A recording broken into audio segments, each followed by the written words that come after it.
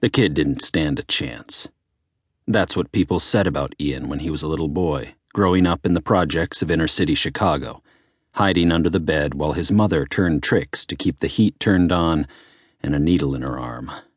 That's what they said when he came to school wearing the same dirty sweater for months, when the lice infestations got so bad the school nurse was forced to shave his head, when he grew more and more withdrawn until most of his classmates couldn't remember his name. But what no one realized was that Ian was different than the other lost and forgotten children. He was special, the 1 in a million person who could live without love or kindness and who bounced back stronger every time the world knocked him down.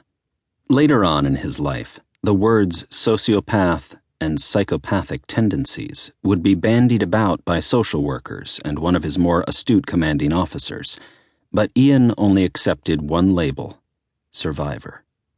He was a survivor, and he was going to come out on top or die trying. When he was still too young to go to school, Ian lay on the filthy floor beneath his mother's bed while she entertained her clients. He studied the delicate legs of the dead bugs littering the ground beneath the ancient four-poster, tuning out the sound of the squeaking mattress as he imagined the house he'd have when he grew up. It would be a mansion with 100 rooms and a flock of servants to clean them.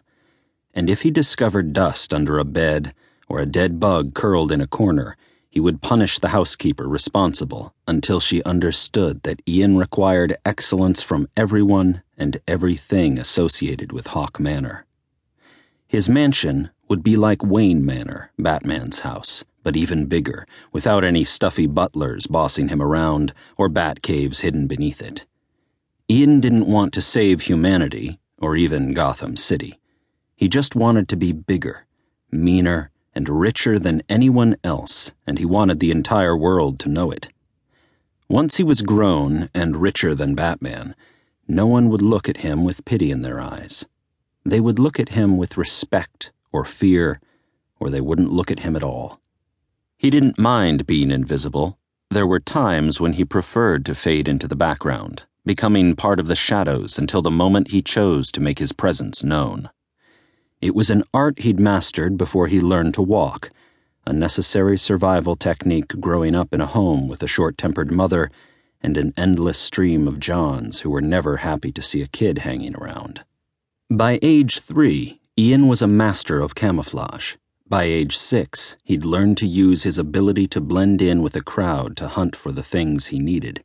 At first, he hunted food, stealing from the local bodegas and then the fancy grocery stores downtown, acquiring a taste for the finer things he wouldn't have known existed without his swift, clever hands. As he grew older, his criminal proclivities expanded.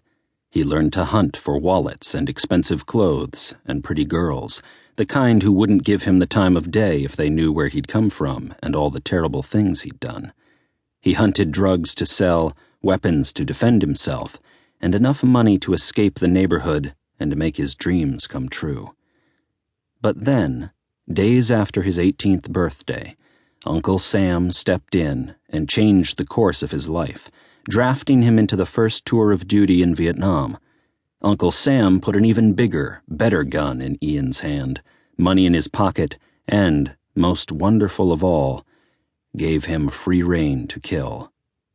And kill he did.